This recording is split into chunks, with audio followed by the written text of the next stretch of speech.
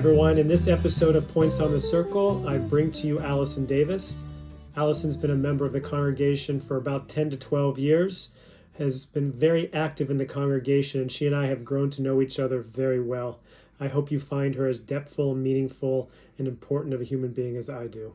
Enjoy. Here we are with our next episode. Welcome, everybody. Hey, Allison, how you doing? I'm doing great, Bruce. How are you? Shana Tova. Shana Tova to you. How was your high holiday experience? It was great. I was really surprised by how well things went on. I don't know. It was great. I was surprised. No, I mean, I was surprised by how much of a sense of community I felt doing it on Zoom. What does that mean? That's what surprised me. What does that mean that you felt community? Well, I don't know if you remember, but several years ago, I did a reflection at High Holiday Services about being disabled and having to be home for services when we were doing them on FaceTime and or Facebook Live, and how isolated it felt to sit in a room by yourself knowing that other people were together. And this year, knowing that everyone was sitting in their own home, I felt much more like people were with me than when I knew everyone else was together in one place and I was over here. Wow. So were you surprised by that? I was a little bit. No, I wasn't completely surprised because I've been coming to Friday night services every Friday since we've been on Zoom. I haven't missed a single one. I know we keep a ledger of everybody. I know you do. That's why I'm on. All right, so I want to get down to it. There's like 4,000 or 5,000 things that I want to talk to you about. I want to start by I don't know where this is going to go, how long it's going to go or anything. That's but fine. I do know with you it's going to be interesting. Whenever I think of you, the first thing I think of many things. And the first thing I always go to is as you know, because I tell you this all the time, is your incredibly fast mind. You have got the quickest mind of just anybody I know. And I asked you this once before, and I want everyone to hear the answer, and I want to rehear it. Given the fact that you're at the age that you are now in your mind's as fast as it was, I can only imagine it in your youth with that quick mind. Talk about having a quick mind in a world that doesn't have minds nearly as quick as yours. It's a handicap for sure. It did used to be quicker. I lost some cognitive ability with my illness, and when I was practicing law, it tended to make me impatient in court, impatient in depositions, impatient with witnesses, just because I was 3 steps ahead and I wanted them to be where I was. Academically, I don't think it hurt at all. I think it was probably a good thing. But once I was practicing law, I think, except for a very few lawyers on the other side who were as quick as I was, it was a detriment. And when I found someone as quick as I was, it was a pleasure. Is your mind a racing mind, or how does your mind negotiate itself? It doesn't. I once had a therapist, and after I'd been seeing him for, 10, 12 years, he said to me, "You think a lot, don't you?" And I just looked at him and I said, "I think all the time. Doesn't everyone?" And he looked at me and he said, "No." I don't believe that. I don't either. I was like, what the heck? Yeah. But I have a problem with racing thoughts. So I'm thinking about one thing on a conscious level, and I'm thinking about 37 other things on a not entirely unconscious level. So pieces of what I'm thinking kind of flip in and out of my mind. Like I'm sitting here talking to you and I'm thinking about quilt patterns. Thanks. I'm glad to see I have your full attention. You do. I have to have something else on my mind to stay focused on what I'm doing. Well, so that was one of the places I wanted to go anyhow, so we can go there. But I want to talk about navigating those two spaces then, because Mhm. I would imagine, although I'll let you answer it in your own way, that there's an element of kind of like farmers work in the land when it comes to you quilting, is that it can be incredibly mind clearing, and the focus and the intensity on what you're doing at the same time, kind of not clash, but interact. How does, so you, on the one side, you read how many books a month? It depends what they are, but 10 or 20. Okay, so you're reading like But 10 you to know 20. what? I couldn't tell you what the last book I read was. They go straight through and out the other side, Yeah, but they don't, because they're there because they come up in places and times. I So suppose. yeah, I hear it all the time, right? When we interact. So when you have that mind that there's always needs to be sated, right, which is what, Hmm. if I can say, the reading part, and then you've got this mind that gets allayed or calmed or worked through with quilting. How do those interact? Talk about that. Okay, well, first of all, my Zen activity is pressing fabric with my iron. My iron is very heavy. It takes all my concentration not to burn myself. And that's the activity that completely clears my mind. Hmm. Um, Quilting, to stay focused on quilting, I have to have a background noise or my mind starts floating. So this is a somewhat embarrassing admission. My background noise is Fox News.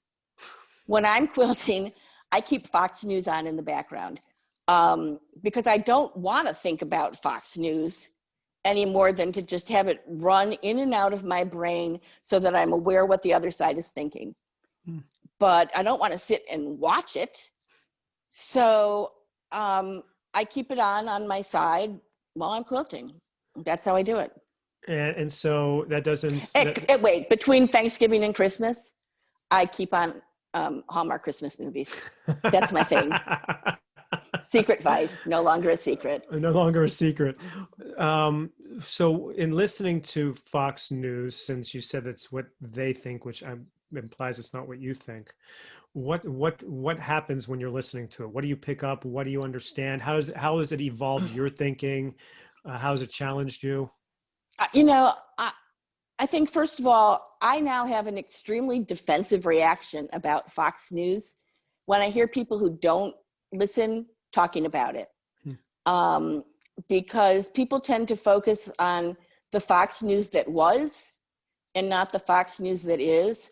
I find CNN and MSNBC so slanted at this point. They may be slanted my way, but they're so slanted that I don't get news from them. Hmm. And Fox covers a broader range of subjects, and certain of their newscasters are pretty objective. Their commentators, absolutely not objective, and I don't agree with any of them. But I find that's good for me too, because I work out my anger by listening to Fox News instead of taking it out on the people around me, which, since the person around me is my husband, Ken, is a really good thing that I take it out on Fox News. Uh, um, do you quilt better when you're angry? No, I quilt better when I'm inspired, Okay. or when I'm quilting with a purpose.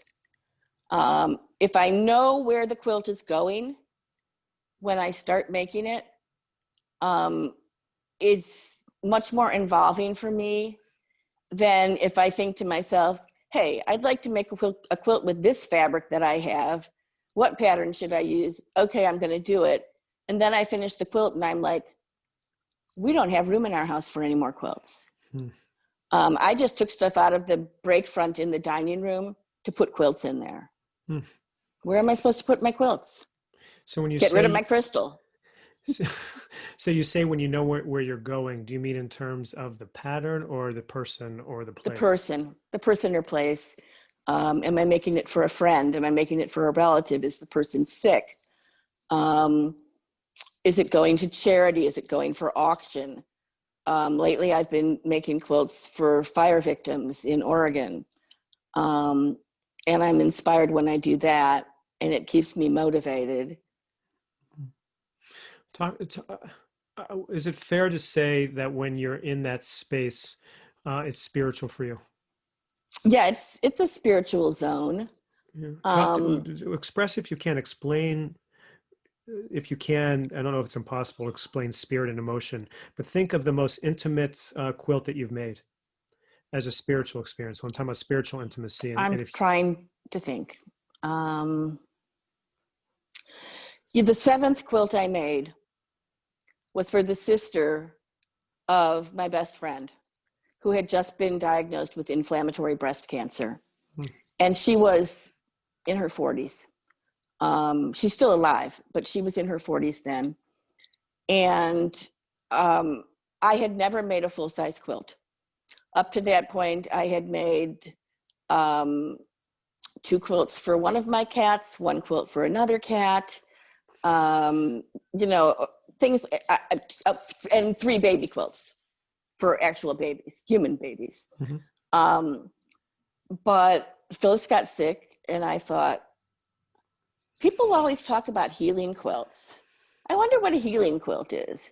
So I went on this sort of 1 hour expedition, because I never can focus on something for much more than an hour, into what were healing quilts, and discovered that, I mean, you just call it a healing quilt and it's a healing quilt. There's nothing special about it. So I had like these pansy fabrics in all different colors, but they were all pansies. And I went to a book for baby quilts that were easy quilts, and I found a pattern that I could like make 4 times the size. And I made it. Mm. And the whole time I was making it, I was thinking, Phyllis can't be sick. Phyllis can't be sick. You know, I don't want Phyllis to die. Anne needs a sister.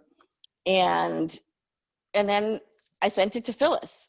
And now she's still alive. Mm. So after that, I thought, hell, I should make healing quilts. H-E double toothpick, sorry. I should make healing quilts. That's okay. Go ahead. So I've made quilts for a lot of people who were sick. Or I had a friend once, and I have a tendency to make some quilts really quickly. I had a friend once whose brother had died. So that afternoon I made her a quilt. Mm. And that night I took it to her. I had friends one day who in the morning invited me for dinner. So I made a quilt for them called We'll Quilt for Dinner, and took it to them when I went to dinner because I didn't have anything else to bring them. Mm. The same friends had a daughter who at the time was about 6.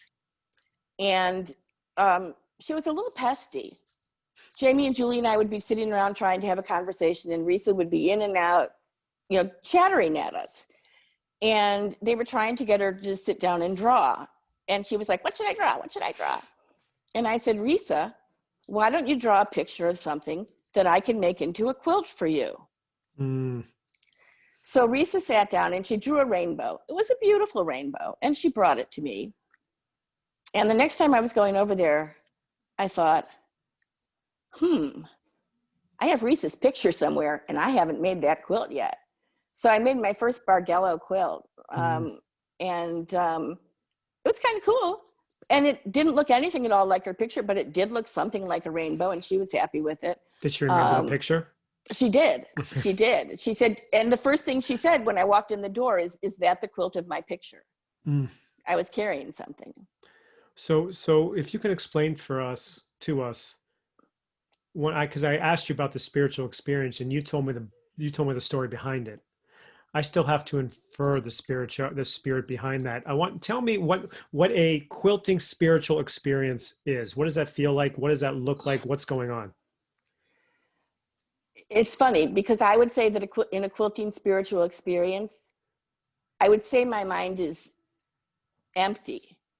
And of course, it's not really empty, but it's all unconscious what's going on.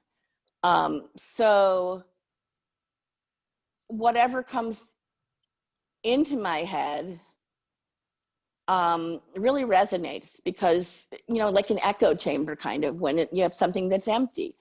And I find that level of being able to shut everything else off is how I let spirit in, whatever spirit is. Also, as you know, before I came to Hakafai, I was a Reconstructionist. We're going there too. I have a quote from Mordecai Kaplan on the wall of my quilting room that says, you know, the creation of the world is not complete until we have completed our part in it. And that's how I feel about quilting. Quilting is my way of contributing to the world. Mm. You know, I can't go out and do a lot of things for other people. I don't have the physical ability. I fatigue easily mentally. I may not seem that way, but I'm with you in these short bursts. So I can't work. So to feel a sense of purpose in the world, that's what quilting gives me. Hmm. So that sense I still of, haven't answered your question, but I don't think that I don't think I know how. well, you started intimating it though, talking about the mind being cleared, even though it's still working. Because we started Mm-hmm. talking about your mind always working, and having Fox News in the background, we know that your mind's working. You find that space in there to be, or bad Hallmark movies, excuse me. To you didn't say bad, I did.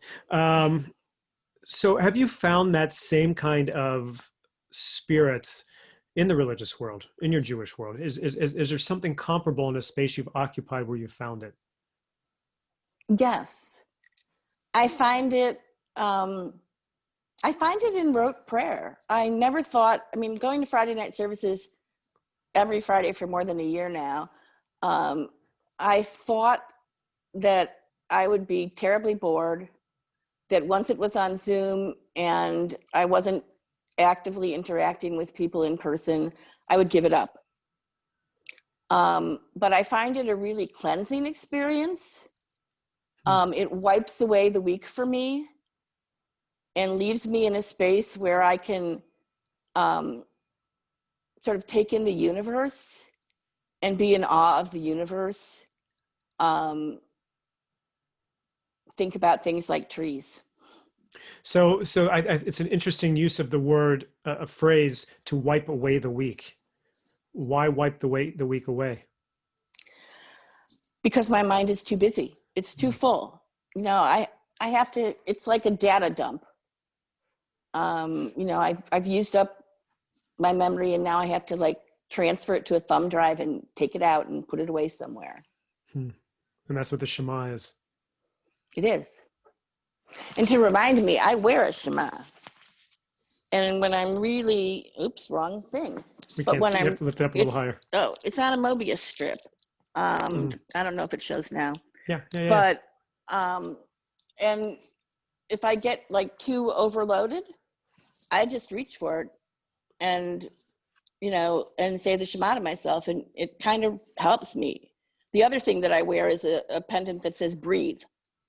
And that's sort of my other reminder to just, you know, you can't go through the world at 100 miles an hour, never stop, never think about anyone else, you know, and never think about yourself, never think about what you need. So I need that reminder sometimes to stop and breathe. Yeah, you know, for me, those are the two essences of Judaism. Someone asked me recently about what I thought were the two prayers that needed to be there for everyone, the most universal. I said Shema and Oseh. But I actually think, you know, the Shema, the listening side, which is Mm-hmm. really key.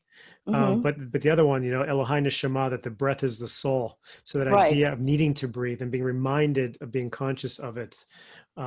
If we get in that space, it can be really kind of expansive. To be reminded that breathing is a spiritual thing. It's not just a physical thing. It's not just a function of your autonomic nervous system. It's something that you can think Yeah. about, focus on, and it puts your head in a completely different space. So I want to work backwards in your life a little bit. You came to Judaism, active practicing Judaism a little bit later. Um, Go ahead. Interrupt me. Go ahead. Okay, I was thinking about this.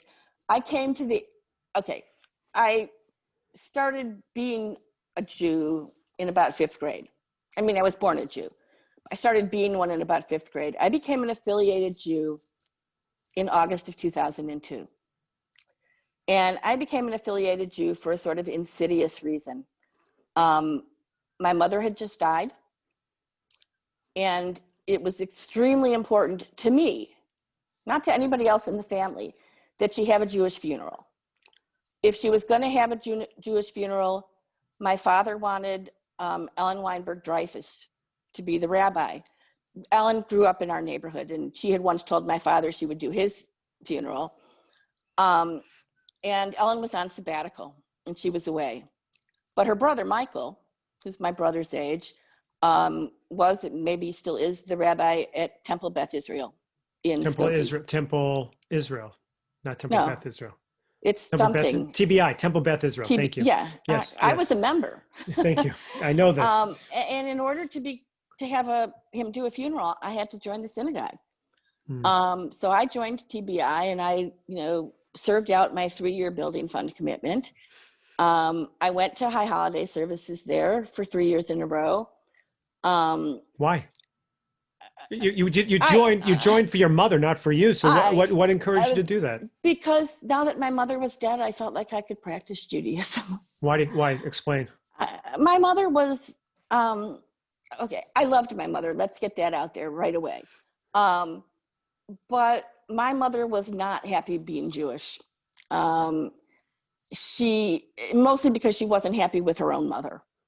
And my mother had an anxiety disorder, and she married my father, whose mother was a Catholic and his father was a Presbyterian. And as soon as they got married, my father had been in basic training in Kentucky. He took the train to Indianapolis. So did my mother, her mother, and her grandfather. And they got married in a rabbi's study in Indianapolis. That was the last Jewish thing my mother did in her life. And then when they got back to Chicago, my mother moved in with my father's parents while he was in Europe. And started living this, Catholic Presbyterian sort of life. And that was really the household I grew up in. It wasn't overtly religious in any way. But we would not have had Hanukkah in our house were it not for my dedication to polishing the menorah every year. If I didn't polish it, no one would. So you wanted to respect her life I respect her lineage. My grandmother died 2 years before my mother. And my mother has a surviving sister. And she's really the only immediate relation I have in that generation. But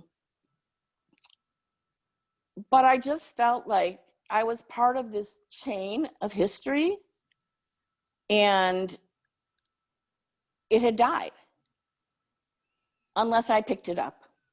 And I didn't want to be the weakest link. Why not? Why did that matter to you? There's lots of different ways you could have picked it up. Why with Judaism? As a teenager, when I was living in Chicago, I started Judaism as a Jewish Community Center Jew.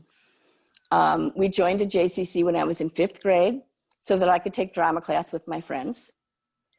And, I became a junior teacher there. I learned the holidays by making things with preschool kids for the holidays. And then when I got into high school, I spent 1 year at high school in Chicago. I joined a BBG. And I was extremely active as a Jew because I needed an identity in a big place. And the high school I was in an area that was rapidly changing. It was about a third Hispanic, a third Black, and a third white. South Shore. I would say South Shore. South Chicago. Right. And I would say that 85% of the whites were ethnic Catholics from the Chicago's East Side. Most people don't know Chicago has an East Side, but Chicago's East Side went to my high school. So there was this kind of cliquey group of Jews. We were all together in honors classes. And when I was a freshman in high school, there was a Soviet Jewry rally in Washington, D.C. And somehow my parents agreed to let me go on a bus with a bunch of other teenagers, unsupervised, except that, someone was meeting us at the other end and finding us housing with other Jewish kids in Bethesda and Silver Spring. So I went to Washington. I was gone for like 3 days.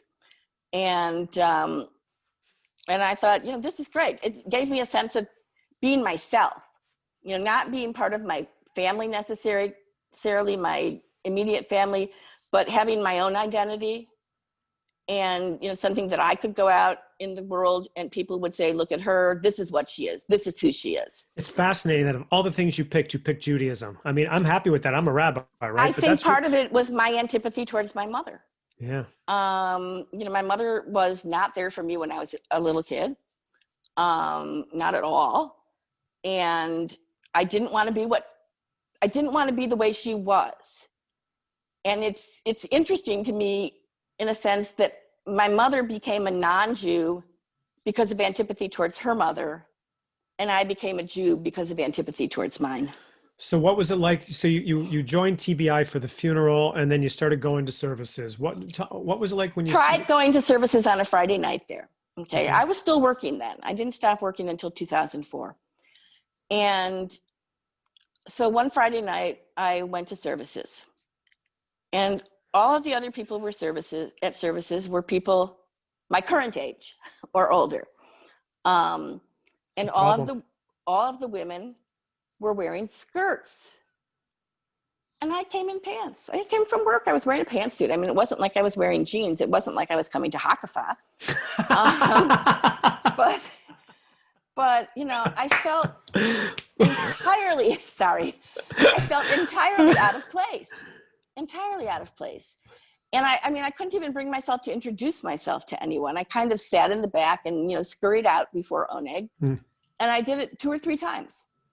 And when I had to stop working, I was really scared of being alone. And my friends from my early life were scattered around the country. My friends from my later life were all still working and, lived all over the metropolitan area and some of them in other places in the country. And I felt very alone. And I really felt an immediate sense for a need of immediate community. And so I thought, maybe I can find a synagogue that's more like me and closer to my house. Now you're going to ask me again, why Jewish? Because I didn't know what else to look for. I didn't want to look for something that was lawyers. I wasn't going to ask you that by then, because that's 3 years later, yeah, and you're already in that space. So I could say I did a diligent search. I did it the way I looked for a job. I made a list. I went to the first one. I said, cool. But it was. I went to Shir Hadash, which is Reconstructionist. They did not have a building. They had their services at that point in a church in Deerfield. And I happened to go to a service where they had rock musicians playing from the congregation. And I thought, oh, this would be fun. And then you join and you find out that happens twice a year. But it was a wonderful group of people. And I was very active while I was there. I studied for 3 years. I became bat mitzvah, or I celebrated my bat mitzvah. I became bat mitzvah when I was 12. I stayed for Oneg. We had potluck Onegs, and I had lots of friends there, and it was a wonderful experience. I served on the board for a couple of years, and then 2 weeks after my bat mitzvah, it all crashed. And I was asked to step down from the board because of what I like to call creative differences. And they were very different. And it made me extremely unhappy. And they said, well, you can stay. We'd all love to sit next to you at services. And my attitude was, I couldn't stop crying when I saw any of them. So I couldn't stay there. And it was it was about 3 weeks before the high holidays. I sang in their choir. You know, I'd been practicing for high holidays, and I felt lost. I felt entirely lost. And then I found you, Bruce. Well, we found each other. We'll get to that. We'll get to that. So, you know, there is that dynamic of one of the things that I love about having you in my life, and I say this to you often, is the fact that no matter what I say, you're ready to push back. And you're not ready to push back just to push back. It's because we have an understanding of trust. Let me speak for I trust you. And I trust that the dynamic is one of just pill pull, give and take, but also just of understanding we're in this together, whatever that means. And that's messy sometimes. Yeah, I think that that's true. I think sometimes we argue for the sake of arguing. No, we don't. No, we don't. No, we don't. No, we don't. When you first said you were thinking about doing a podcast, I remember I immediately sent you an email that said, put me on, give me any subject. We can argue about it for an hour. It'll be great. So, but you push back on me a lot. And I push back on you. It's a good relationship. I enjoy it. This to me, it's helped me understand you, and when they're learning with the other folks, it's helped me understand Judaism so much more, because that's what needs to take place, right? We can't be stuck in our own okayness with what we think we know to be whatever it is to be it. You know, when I started coming to Wednesday Torah, right after I joined Hakafa, I was so intimidated. Nobody spoke to me. We were meeting at Sandy Gelber's house. So it felt like it was this very intimate setting and I was a stranger. But I just kept going because I wanted to get to know people and I didn't know any other way. And, you know, as time went on, I started talking. And now I notice that if I miss a Wednesday, you guys get so much further than when I'm there. That's because we say, good, she's down here. Let's go, let's go, let's go. Not at all. Not at all. And it's helped form that dynamic. So I so appreciate this group of really strong people that we have this trust together. That it happens to be largely women has been very helpful to me. But it's not only because you're women, it's just this fantastic give or take. And you're such an integral part of that. So when you've got creative differences, that's what caused me to do that, right? That saddens me to hear that there isn't behind those differences a space in which we understanding it's about growing together instead of growing apart. Yeah. I'm not trying to go into the weeds of that because I don't even want to go there. No, but the simple weeds of it is that I had a B'nai Mitzvah with 3 other women.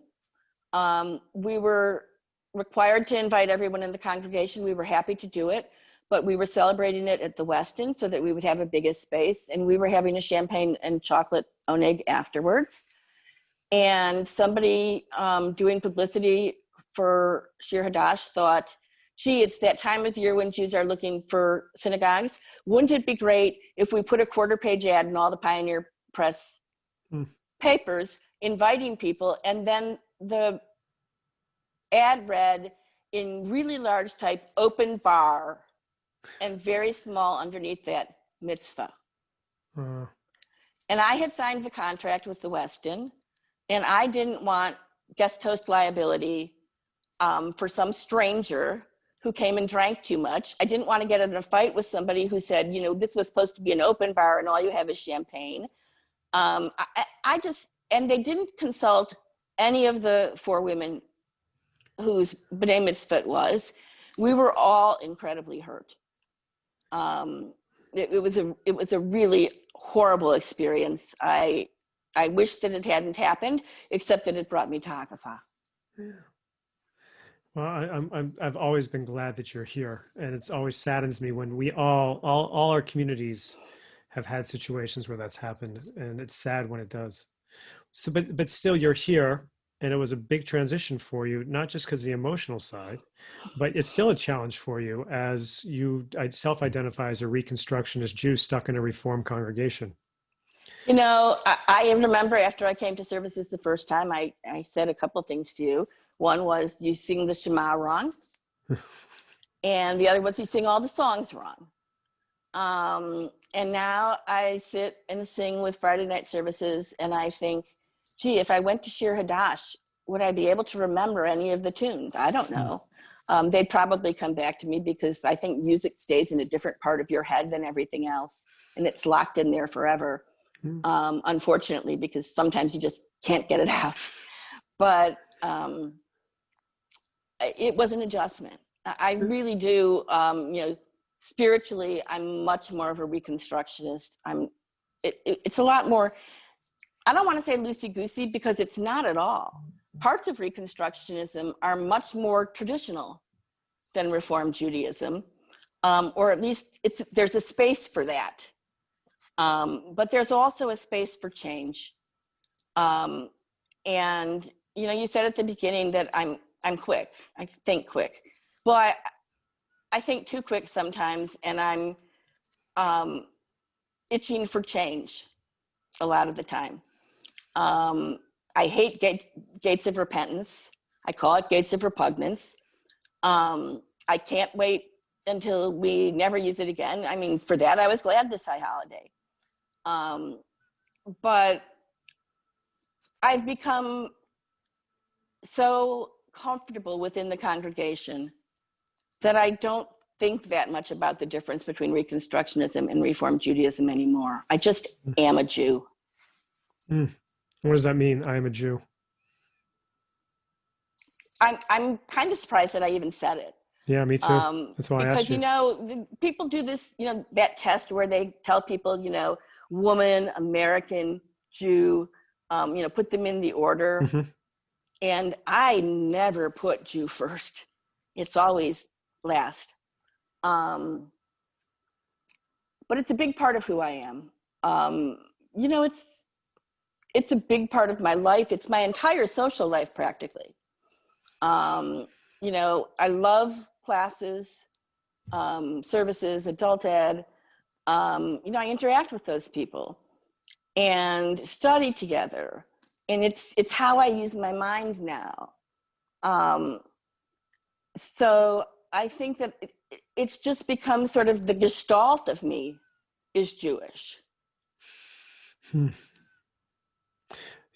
Although last night I brought my dinner in from the garage, and Ken heats up dinner for me. He doesn't cook for me exactly. Ken is a vegan, as you know, and I eat repulsive things. And last night's repulsive thing was from Grubhub. It was a barbecue pork sandwich. Oh! Yeah, exactly. And Ken said, "What is this?" And I said, "Barbecue pork. Do I need to heat it for myself? Do we need to have a separate microwave?" I said, "This is getting like kashrut." Did you do a bracha beforehand? And he said, "Well, would any of your friends from Hakafah eat pork?" And I said, "Yeah, I think so. I think a lot of them." I don't know. I said probably more of them eat shrimp. So on Yom Kippur, in their pajamas, watching services. What, I probably told you, I saw probably about a year ago now, a cartoon that said, or somewhere where innovation is finding new ways to do the same thing over and over again. And most places, when they talk about change, are actually talking about innovation, because they really don't want change. They think they want change, but anytime you change anything, they freak out. They want to be new and dressed up, but really not that different, because to be different is threatening. And that's why when I think about change, I don't think about doing the same thing again. I think about doing something different. So that's why I want to ask. So when you said that, what is change to you in terms of in a religious or a Jewish? This isn't a Hakafah thing. I'm not looking for you to be saying you should be singing Shema in A minor instead of C. But what does overall, in a religious perspective, communal, what does change mean? For me, change would mean going back and reinventing the liturgy. I want it to be my bad poetry, not someone else's. I love that these are the stories my ancestors told. But it's all mythology to me. And, I want people to read it as mythology. I'm in a book club, and we just read the Odyssey. And there are a lot of Greek semi-gods or demigods in it. And but what I was struck with reading the Odyssey is how much it is like reading Torah. I mean, it's, it's set up in verses, and you ponder what little parts of it mean, and it's somebody's journey, and things never go quite right. It's just like being in the desert with Moses. And so somebody has reinvented that story, that fundamental story, over and over and over. And Judaism has adopted a form of that story. I want to tell it differently. I want to feel it differently. I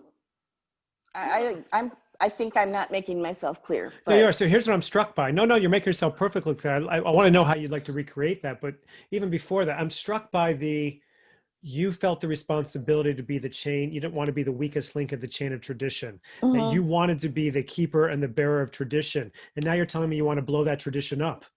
I don't want to blow it up. I had two really intensely Jewish moments when I was at Shir Hadash. The first was the first year I was at High Holidays there. On Yom Kippur, for something to do in the afternoon, we had a healing service. And I had recently been sort of involuntarily retired because of disability. I really did need healing. I mean, I needed physical healing and emotional healing from that experience. And in this healing service, they passed the Torah around. It was the first time I ever held a Torah. And I mean, this sounds bizarre, especially coming from me, but in that moment that I was holding the Torah, this image came into my head of standing at Sinai, surrounded by other Jews. This whole concept that we were all there at Sinai for the giving of the law. I had this moment of oh my God, this is what it is to be a Jew. And then the second time was during my bat mitzvah. Both of my parents had died, and I have a surrogate dad, Roger Nathan, who lives up in Wisconsin. And I had asked Roger, who's a good Jewish boy from Detroit, now 92, if he would, we were doing a Torah pass generation to generation as part of the service. And I was the only one who didn't have parents. And I asked Roger, would he stand in and do the Torah pass? And he said, of course. And then the morning of my bat mitzvah, he called, he had broken his foot. And he and his wife, Simone, couldn't come. And I was sort of in a tizzy. And then when the moment arrived, just before the bat mitzvah, two women came into what was then the sanctuary. It was the Western Ballroom, but I will call it a sanctuary. Two first cousins of my mother's, who I had invited, both of whom are very Jewish, both of whom kept kosher homes. And I asked them, I said, Hortense, Marilyn, will you do the Torah pass to me? They were honored. And I really felt like it was in the family. And it was in this extended Jewish family. It was my mother's whole lineage. And then it was all these Jews I stood with at Sinai. So, I mean, that's where being a Jew comes from. But I'm never happy with things that are set in stone. I'm not happy with orthodoxy, and I don't mean orthodoxy in the sense of Orthodox religion. I just mean orthodoxy in the sense of being fixed, being so structured. And Judaism isn't a religion that gives you a lot of room to just do it yourself. It's not a do-it-yourself religion. At least you've got to do it with 9 other people. So here's what just popped into my head as I was listening to you. If I gave you a pen and an empty scroll to rewrite the stories your way, do you think that someone reading it 100 years later, 200 years later, would see any different story than it's already been written? Honestly, maybe some nuance changes, but first of all, I think the women would figure more heavily. But no, you're right. That's detail. That's detail. That's not story. I know. The fundamentals of the story we were slaves, now we're free, let's eat. That would all be there, because that's what it is to be a Jew. But there have to be other ways of telling the story, and ways that, I don't want to say ways that make more sense in modern times. That's a Reconstructionist kind of way of looking at it.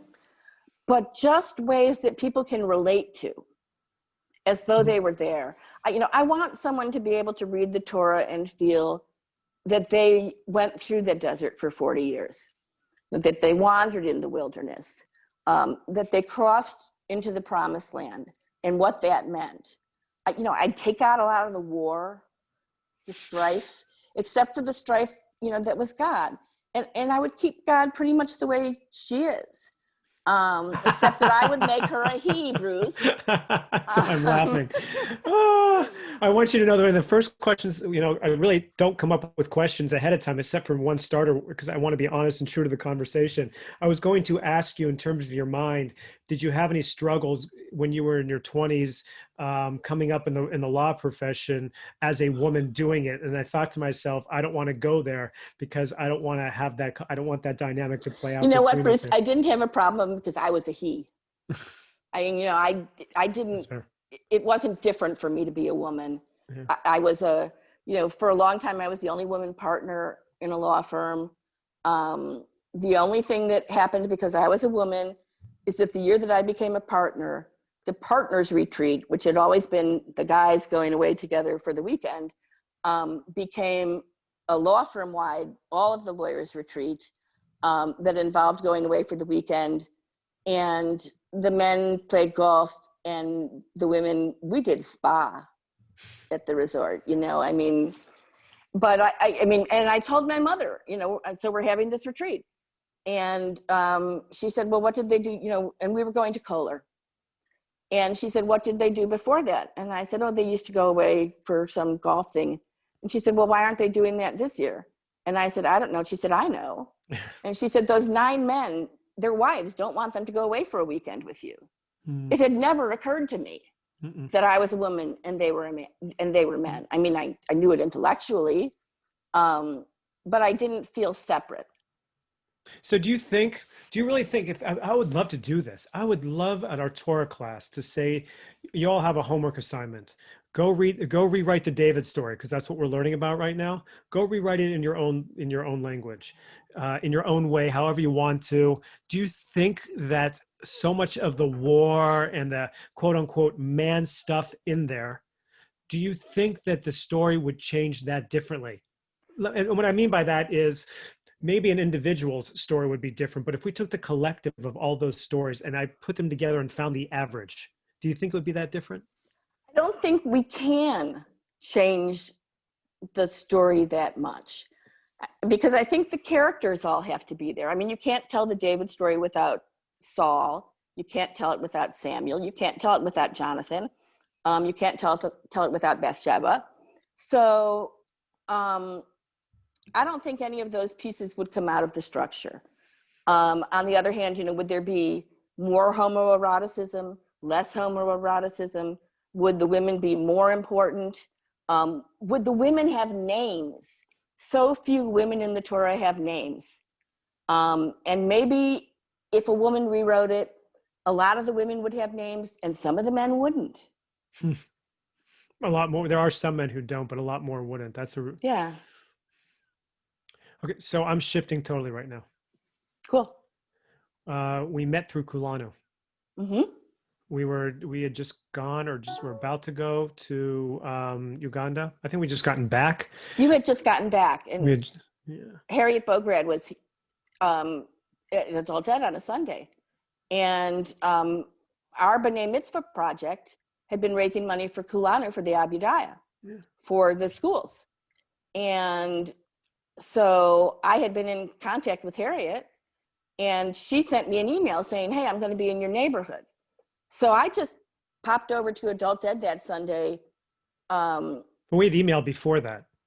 No, we had not. Because I thought you said no, because I thought I invited you. Because Harriet had said to me, this woman, Allison Blakely, is interested in what we're doing. Can she come by? And I thought I introduced Oh, you, maybe something you like that. did. I don't know. But I mean, I knew that this was happening. I didn't know anybody at Hakafa, or I didn't know whether I knew anybody at Hakafa, I should put it that way.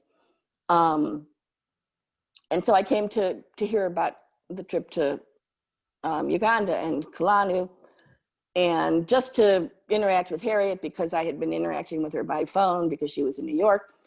And it was the first day of Sunday school that year. And there was orientation for parents with new kids in the school, sort of new member orientation. And I asked someone if I could stay. I said, I'm not a new member. I don't have kids. I think I just didn't want to go home. And I asked if I could stay, and they said, sure. And then, somebody asked me at the end, why are you here? And I started sobbing my story from, why I was a wandering Jew. And then I remember, them bringing you over and introducing you, and you sitting down and starting to hear my story, and then looking at me and saying, listen, I want to hear the rest, but I have to teach. Send me an email, and we'll get together. And I went home and I sent you an email, and I thought, maybe I'll hear from him. And that was Sunday afternoon that I sent the email. And Monday morning, first thing, I got an email from you saying you looked at your calendar. The only time you had free was 8:30 Tuesday morning before a dental appointment. And I said, well, okay, where do you want to meet? And you said, I'll come to your house. And that was it. You wanted to hear my story. You listened to me cry. You made it all okay. You told me I could try Hakafa, but if Hakafa wasn't the place for me, you would find the place for me. You told me if I wanted to do high holiday services at Hakafa, not to worry about joining. And so what did I do? You left my house. I wrote a check. I joined. I wanted to come because I'd heard about what a great house you have. I tell people you have one of the coolest houses, just the way you've decorated it. So where I was going with that, I'm glad you went the way you did. Thank you. I'm very, very thankful for that conversation. You're incredibly giving. Thank you. No, thank you. And you are a principled giver, in that you realize your responsibility and you do it and you do what you can. Where does that come from? I think it comes from my upbringing. For people who were very middle class, my parents had a real sense of noblesse oblige. And they gave back politically. My mother was involved in the League of Women Voters. What is now the Independent Voters of Illinois, if they even still exist, began as the Democratic Federation of Illinois, and sort of I don't want to say anti-machine, but an option to machine politics in Chicago. And it began in my backyard in the early 60s or late 50s, actually. The first campaign I worked on was Frank Slevsky for Congress in 1960. Kenny and I were watching part of the Kennedy-Nixon debates the other night, and I said, I don't remember watching them the first time, but I'm sure I did. We had one television set, and if it was on and it was the evening, I was down on the floor in the basement watching whatever it was. I remember watching the 1960 conventions. So, it started from a place of political activity. And then as I started working, I worked a really intense schedule. My practice was nationwide. I traveled a lot. There was one year that I worked every day except for a day that I was under general anesthesia for surgery. And when I came out of surgery, 2 of my clients called in the hospital. They said they were calling to see how I was, but they were clients. I billed them for it. I was going to say, did you bill them for it? But, it became just sort of a fact that the only way I had to give back then was financially. So I started giving back financially. And, I'm not in the same position to give back financially now that I was then. But the hardest part of doing my tax return every year, and I do it myself, is pulling together and making a list of all the charitable stuff. Last year, Ken and I gave to 65 different places. That's huge. It's huge.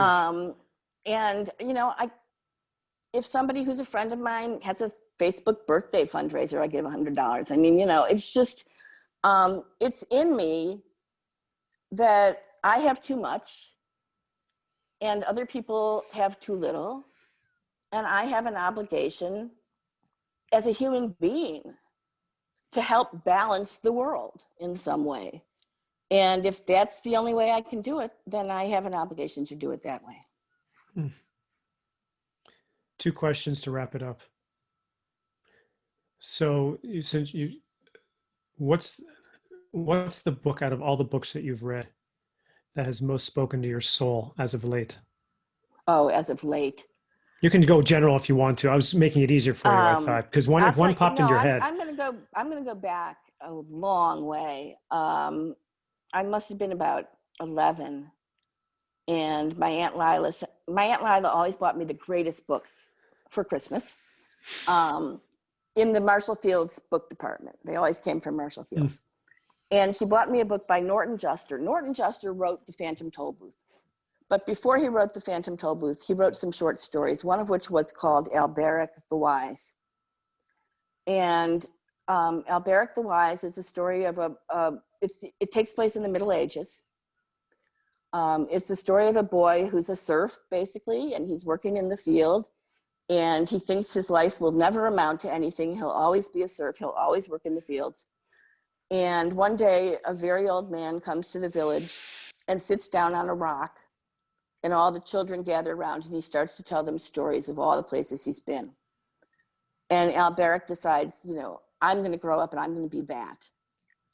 And and he does. He goes out, he puts his bindle on his back or whatever, and he goes out and he starts apprenticing himself in different trades. He apprentices himself to a marble sculptor. And when it's time for him to create his masterpiece, it's a disaster. A glass blower, when it's time for him to do his, final masterpiece thing, it's a disaster. Everything he tries, he works at it for 3 years, and in the end, he fails. And eventually, completely disheartened, he drags himself back to his village, and he sits down on a stone, and all the children from the village come around. Oh, that's fantastic. And he tells them the stories. Oh, that's fantastic. And, I learned so many great lessons from that, but the best one was, it's okay to try and fail, because trying and failing is a perfectly legitimate, real, necessary life experience. And the more things you try and fail at, the wider and broader and more interesting your life is going to be.